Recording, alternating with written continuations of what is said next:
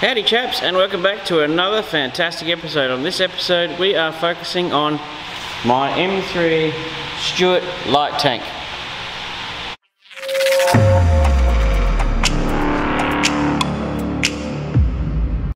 Alrighty, so I thought I'd do a little bit of a recap on this vehicle because I have gained a few new chaps thanks to the XW that's behind the camera. So I thought I need to do an episode on this tank because I'm doing a little trip to Victoria for some tank parts and picking up and dropping off some stuff for friends next weekend. So I needed to finish off a couple of things on some of the bits I was working on before I can actually send them back. So I figured I'll do an episode on this, do a little recap, and you know, share a bit of the vehicle's history. So this vehicle, particular hull number 1554, was built in America in September 1941 before the Americans joined the war. In a little altercation that happened in December later that year. If you know your history, you'll know what I'm on about. So yeah, so this was built in September. It was on its way to the British, where it got diverted. I don't exactly know what happened, but it was sent to the Australians. And it was served with the 2nd 6th Armoured Regiment in Papua New Guinea against the Japanese. This tank being one of the ones that actually saw combat, because actually if you look at it in a couple of key areas, it does actually have the odd bullet mark on it. And I'm actually lucky because this particular tank actually has, and I have found, a handful of photos from World War II of it in the actual Papua New Guinea, and a couple of incidents that might have happened to it. So I'll throw those photos up now and then tell you about them.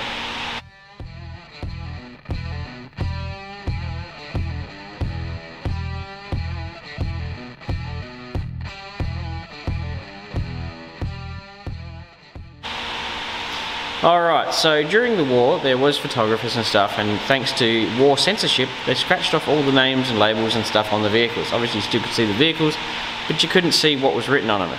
But there was one bloke named George Silk who was a privateer, had his own camera and took a stack of photos, and then he gave his photos to the War Memorial in Canberra, and then they became easy to see and get. And his photos were not desensitized. So in the time that these vehicles saw in Papua New Guinea, the hull number was painted on the side, and as you saw in the vehicle in the photo before, 1554 is this tank. And judging by that one photo, you can actually use it as a bit of a gauging exercise to pick it in other photos, because it's a bit of an oddball one. There was only about 2 of these tanks with the hex turret like this sent to Papua New Guinea, as far as I'm aware. There was only 2 of them. The rest seemed to have the later style horseshoe turret. So one of them, I'll talk about the mods too. So the Australians got these tanks and went, that's not good enough. So they added another storage bin right here on the front guard. They changed the rear bins from the standard ones, which were a little bit smaller, to the much bigger ones. You can pick them because they've got a cutout for the tail light. And they're called the tropical rear bins. And they put an air intake on the roof, and they put a turret ring protector on as well, and added one. And you can't see it here because I haven't fitted it yet, but some of the tanks got a periscope out of a Matilda tank modified into the top hatch. These ones did. So I've got one of those that I haven't actually fitted into the hatch yet, because obviously I made the hatch from scratch. So you can pick the Australian Stuarts from all the others because they've got all these extra little mods on them. And the Grouser racks are moved to the side.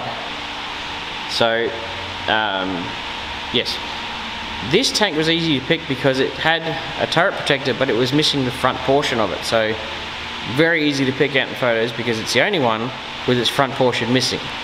And this one, although it's supposed to have the tropical bins, in those photos it doesn't have them. So it's still got the standard rear bins, which you can make it picked out easily in photos. So, thusly using those powers of deduction, and the fact that we know that the tank fell into a bomb crater hole, can sort of pick out that that's the tank in those photos. Plus, there is certain damage on it in key areas, which you're like, that's that tank. It's clear as day. So I'm lucky enough to have a very, very clear photo of this tank cruising down the road, doing a manoeuvre at night time, with its hull number painted clear as day on the side, so you can go, that is that tank. And I don't know too many other people who actually have photos of their tank in combat, so there's that. But this one saw combat with the 2nd 6th. It fell into a bomb crater. It was then recovered a couple of weeks later. I think it got a new engine and maybe a new radio, I don't really know, but definitely got a new engine, because I think it became waterlogged. But yes, it was dragged out and then continued to see service. After the war, it was very, very, very, very, very, very, very common, because suddenly the army didn't need these vehicles. So it was very common for this stuff to be auctioned off. And about the 50s, mid-50s, this stuff was auctioned off to farmers. And, well, not farmers, but army surplus. And farmers were the main buyers of these vehicles. And that's how they actually survived. A lot was sent to scrap, but quite a lot were turned into tractors. I will now put up some photos of this tank in its tractor formulation.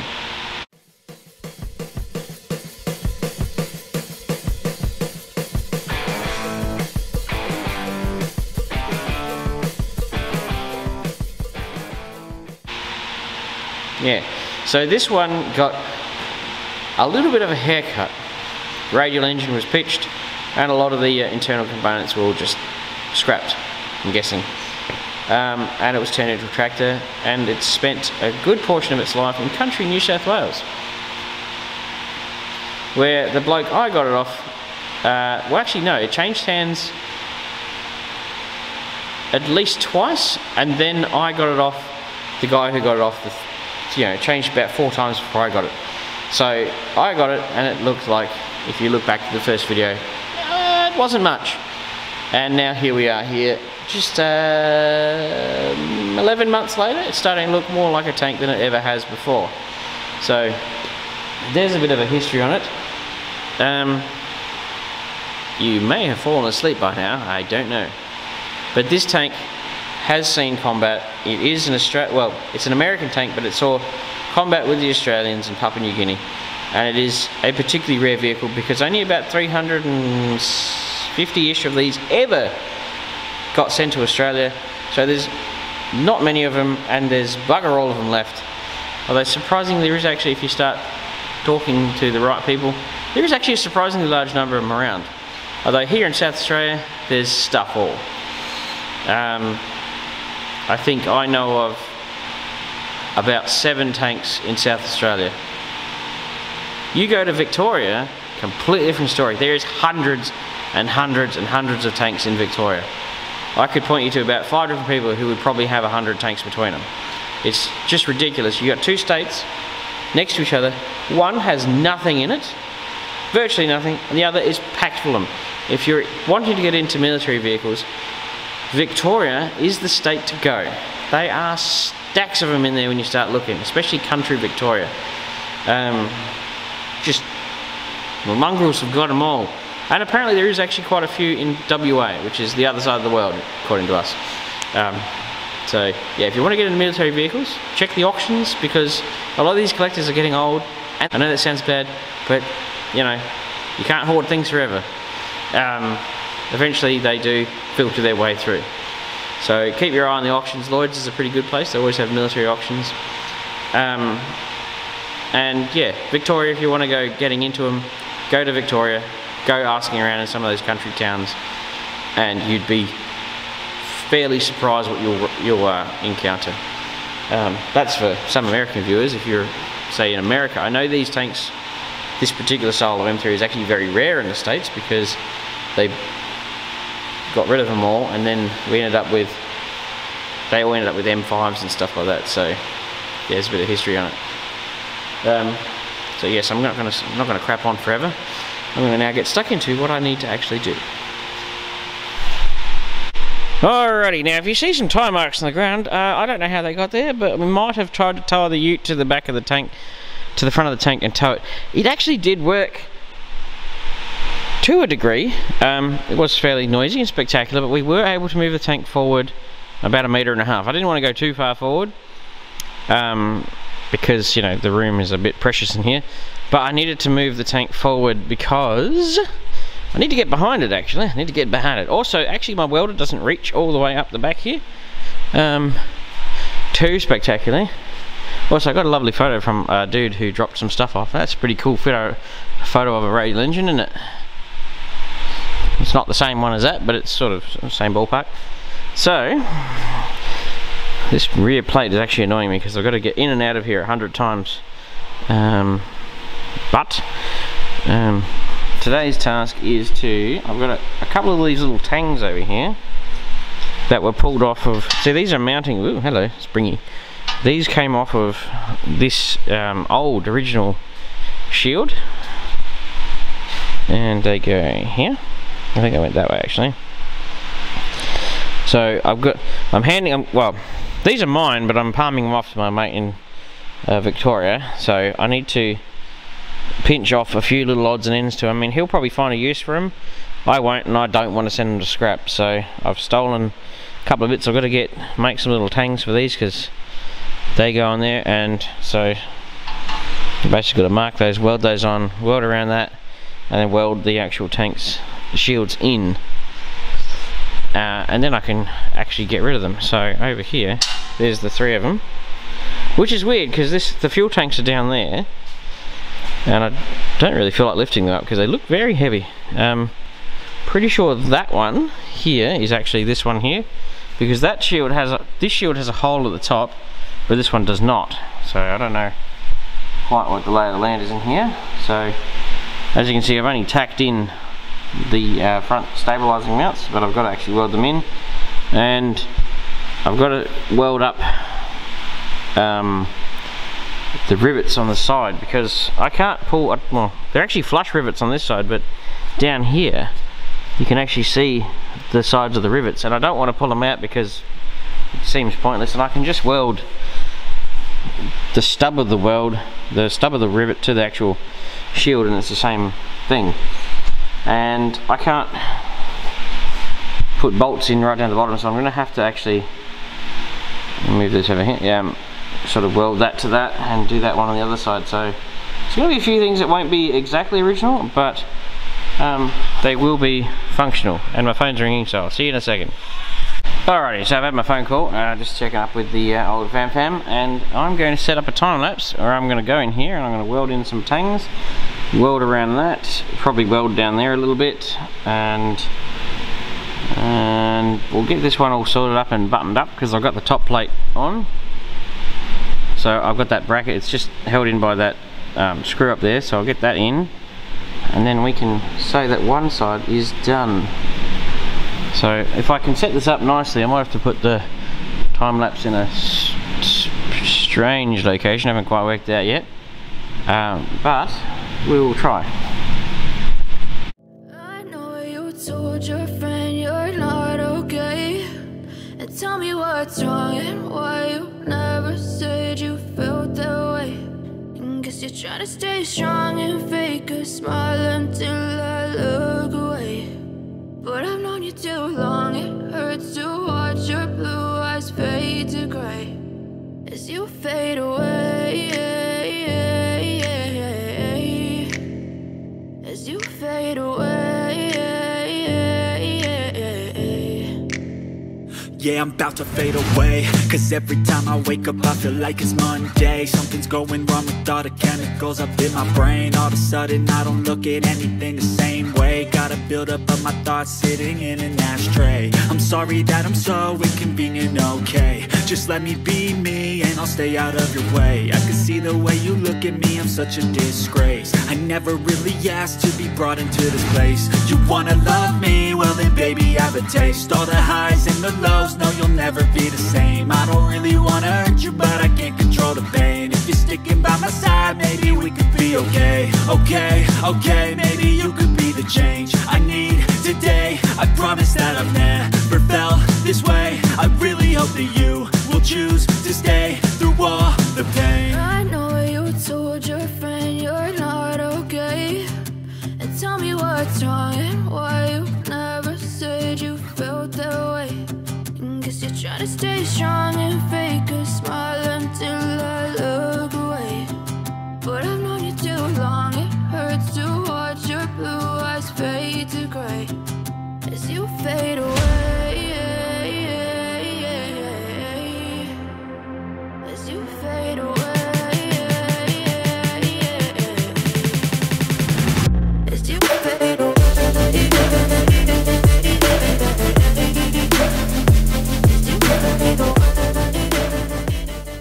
Alrighty, I'm not entirely sure how good of that camera angle was, but I mean, if you had a tank and realised what little space is actually above them, you'll understand that that wasn't that easy to set up.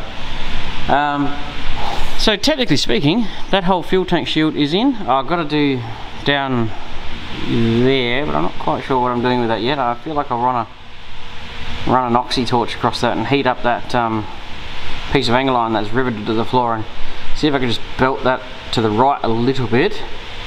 But that's not a huge priority right now. The priority is to get that other third one of those little tangs in. So what I did is, before I welded that on, because they were rusty, I ran a tap through the thread because it would have been a hell of a lot easier with the thing off. So I tapped them, put some bolts in them. The bolts are in to protect the threads, because as you know, if you do a lot of welding, a little bit of welding splatter can land on threads or in threads and totally stuff them, especially if you weren't paying attention. So I put bolts in to protect them.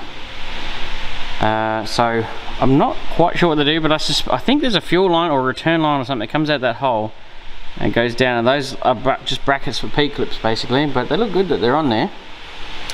I did eventually end up putting a right-hand welding glove on when I welded up the top here. So that bracket's in, those are on. I've got to put that third one of those little brackets with the little thread in it, and then I've got to make some of these here. Now they're not going to do anything in the short term, but there's supposed to be 4 of them on the shields, because when the motor is in, there's these almost like air dams, like you get a shroud on a, no, they're a shroud really, like on a radiator. They go across the engine bay and sort of go around the motor to sort of help direct airflow straight through the fan. I don't have any of those, I haven't got any as templates, but one day I might, you never know. There's one that goes in the bottom and then one goes at the top. And they held on by those little tangs and a couple of holes in the floor. So yeah, the engine bay was lovely, but I sort of knew I was going to be painting it a few times. And yeah, it doesn't look terrible. So the engine bay's got to get a lot more stuff in it before the engine goes in, so we are slowly getting there. I think the only thing I've really got to get in is the electrical lines that come down from that box and across and disappear into the tunnel. There are a couple of steel tubes, or in the early tanks they're brass or copper, I think, maybe copper. And I've got to get that engine oil cooler mounted. I've got it over here, but I've got the wrong, like I think this is actually out of a Lee or a Grant, because I think they share the same cooler.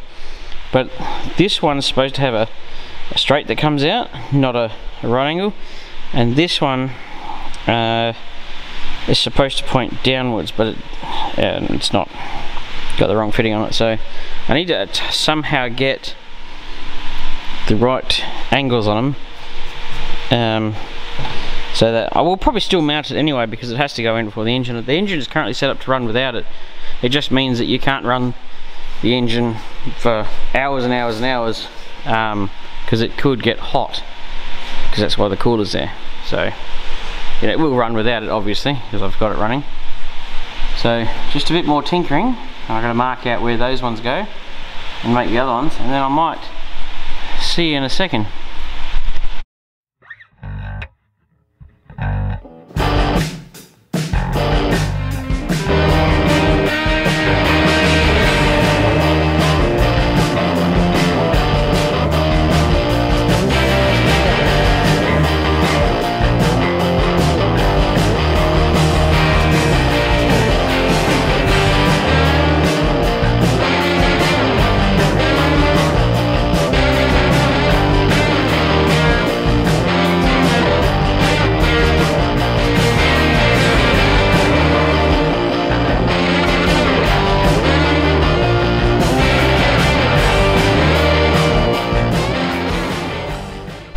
Alrighty, so I'm going to have to actually wrap it up for the day, because like everybody who builds tanks knows, there is no such thing as a 5-minute job. Minutes don't exist, it's hours. There is 5-hour jobs, and there's 12-hour jobs, and there's 3-week jobs. There is no 5-minute jobs, they don't exist. It's taken me all day to make those little brackets, get all the mounting points and weld it all in and do all the stuff to do with it. It's just, well, not all day, but you know, more than 5 minutes. because you've got to get everything right. You've got to bolt things in, take them out, put them in, take them out, take them in, 100 times over. So this shield, now it should have rivets through there, but not on this tank. It's not going to be anymore. So I put some welds in there on the off chance one day, if some miracle happens and I get a really immaculate pair of these, like as in these, which I highly doubt, I could actually replace them with originals, but that's not going to happen really. So we've got all the brackets on. I actually took a bit of time to work out that I thought they came out on a different angle and went like that, but then I looked at some photos of some nice tanks. I worked out the brackets come out and then do a pretty wicked little flip on themselves. So I think this top shield that goes over, which has got the shroud basically, actually bolts to the top of the deck, and then this bottom one, I believe it goes across and then bolts through the floor a little bit. But these are, they're not going to get used in the short term because I just don't have the shrouds or the templates, but they are there. That's where they're supposed to be. And of course I've got my little nuts in there, the bolts. So realistically that tank is 100%, well, it's not a tank, that shield is welded, bolted, all the brackets and everything are attached perfectly. That one's good. I'm not going to paint it white until I've done this side. That's not going to happen in today's video because I've run out of time and I've got to get home and have a family and blah blah blah. So have a family, go home to the family. And this one still needs to be bolted in and welded around, and that angle iron needs to have the holes drilled and bolted to the floor and then welded to the side, and yeah, you know what I mean. There's no 5-minute jobs. Now I don't know if I can show this better, but there you go. Look at the tunnel, looking amazing. Just can't get over it. I tried to show it in the last video but it didn't work, it was too dark. But yes, we're making progress. This side is in. The oil cooler's got to go in at some point, but I've got to do this side first, get that in, and then get the oil cooler mounted, run its plumbing down to here, probably take the oil tank off the stand, mount it in the engine bay, run some new pipes that go down there, go across the engine bay and up into the tunnel, and they go into the battery and stuff like that, and then that's in. And then we need to make more stuff. We need to put in the basically the plate, the steel that goes around there with the threads in it, so that the engine deck, which is over, not the engine deck, the floor plates, belly plates should I say, can actually be bolted in and removed easily. So there's still a handful of tasks to do before it's engine in time, but I thought today you could get a bit of an insight into why this tank is not taking 5 minutes to build. And you watch that Australian Armour and Artillery Museum and you go, yeah, you know, it's taking them forever. You know how long it takes to build these tanks? It takes forever. Like I said, there's no 5-minute tasks, and they are doing a fantastic job. They also got the bonus of being able to work full time on it. I don't. But Daryl and the team up there are absolutely smashing that grant and doing a stellar job of it. And I'm quite fond of Kurt's videoing skills because he is far better than me. He knows how to edit things. But yes, I hope you like this, and I might try and do some more tank related videos soon. But this is, you know, get a bit of an idea of where I'm up to with it. We're not